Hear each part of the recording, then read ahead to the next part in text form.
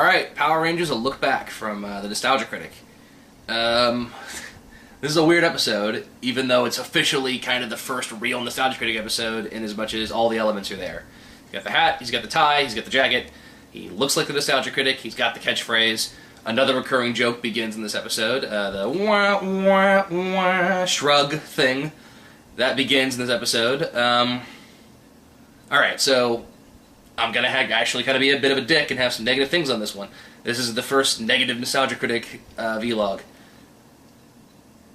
Alright, technically, he does the same thing as usual, sits at the desk, says his introduction, and then intercuts footage from the movie or show he's reviewing with him talking to the camera and voiceover over the footage of the show. Technically this time, when it's just him narrating over the footage from the movie and show, it's really, really bland narration. He's not, like, energized. He's just kind of monotone. And then the Power Rangers go over here, and they get their powers. All the humor and jokes are saved for him behind the camera, like behind the desk talking to the camera, which is fine. And it makes the review kind of boring to watch. And it's something he would fix later on and make it so that when he's talking over the film, not only is he not monotone anymore, he'll be more animated, talk about, like, and then the Power Rangers do this, so it's just fun to listen to. He also figured out that he could edit sound over his voice. So when you see the footage, say this episode, it's the Power Rangers. In this episode, you see footage of the Power Rangers, and you just hear, the only audio you hear is his monotone voice talking about the Power Rangers. Later on, he'd figure out that he could, say, take the Power Rangers theme song and overlay that over the footage of the show and talk over it. So there's just a lot more value to the audio production as the show will progress. But this is like his 4th or 5th episode, so okay, that's forgivable on the technical side of it. In terms of what he's reviewing, it's called Power Rangers, a look back, but it's not really a look back. He spends maybe like 15 seconds talking about the show, and then gets into the movie. It's really a review of the Power Rangers movie, the one with Ivan Ooze. So yeah, it should have just been, the Power Rangers movie. Because it's not really a look back at, he's not delivering what he promised on. It's not a look back at not the Ninja Turtles, at the Power Rangers. Which is frustrating for me because I was a Power Rangers kid, at least for the first couple seasons before it got weird and they went to space and became Geo and got cars. I like the original Power Rangers, I like the first movie. And I wish he'd gotten into it more, but he's not a fan. And as I said, Linkara would eventually go on to do just really in-depth reviews of all of the seasons of Power Rangers, all the various series. And I've got the site up right there. That's that guy with the glasses. I figure I may as well, instead of just saying it every time, I'll just actually show it to you. So go to thatguywiththeglasses.com and everything I'm talking about is there. And it is worth watching this episode because there are still some funny jokes in it. And it is cool to see, like, the beginnings of the, wah, wah, shrug thing. It's nice to see that begin. And I guess the best joke in it is when the Power Rangers get all their new powers. I don't know if you remember the movie.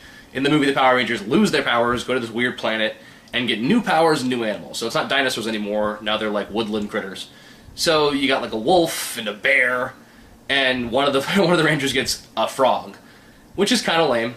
And the Nostalgia Critic actually has a fairly good joke where he pretends to be the Black Ranger, who is the frog, going like, oh no, what the hell? Come back here, lady. Come back here, what's my real power? Like, that was pretty funny.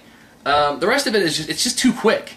Even though he's reviewing a very simple, stupid movie, which, as a fan, I still acknowledge the Power Rangers movie is pretty simple and stupid, he just kind of glossed over things. Like, he brings up the kid who can run the monorail and, control the bulldozer, who, if you remember the Power Rangers movie, he's kind of like throughout the whole thing. There's a whole other subplot on Earth while the Power Rangers are off getting their new powers. So he'd get better at just, like, figuring out a way to go through the movie and explain the plot points without it just kind of showing up randomly in the review.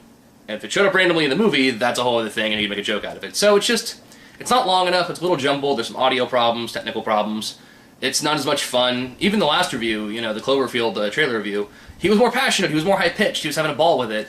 This one, I don't know if it's just because it's the Power Rangers and he never gave a shit, he just seems bored. Even the moments where he's talking about, like, I don't like the show and it was really boring, it comes across like he's really boring.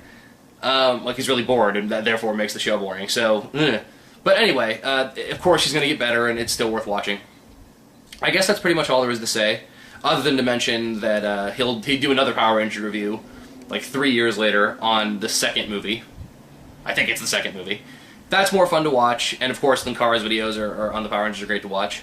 And there is one very cool little reference in this video that I like, and I think it's part of the reason why he got such a good audience, is that Doug, I should say, not Nostalgia, Doug, just knows various forms of media. He's a dork, he's a geek, he's a nerd, he likes a lot of cool fanboyish things. And there's a great moment where, and I don't know who would know this watching these videos, watching my videos, the Black Power Ranger in this show, the new Asian Black Power Ranger, his name is Johnny Young Bosch, and he'd go on to be an anime voice actor, and he'd become the voice for one of the most loved animes and one of the most loved anime characters of all time, which is Trigun's Vash the Stampede.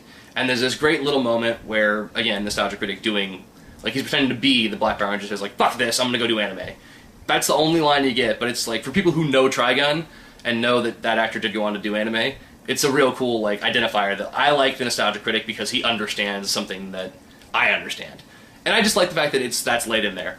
It just makes even a video that I don't like very much has a lot of layers to it in terms of, like, being a fan, which I think is what his videos are really about. It's about being a fan and being a reviewer and having a passion to talk about something, which is something he would get into in this 3.5-hour movie called To Boldly Flee, and that's way later and I'll get there, but the culmination of that idea of being a fan, being a reviewer, began all the way back with this Nostalgia Critic Power Rangers review, and that's pretty cool.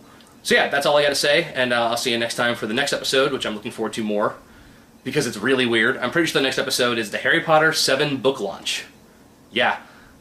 Remember that episode? I didn't think so. So I'll see you next time for that one. TTFN!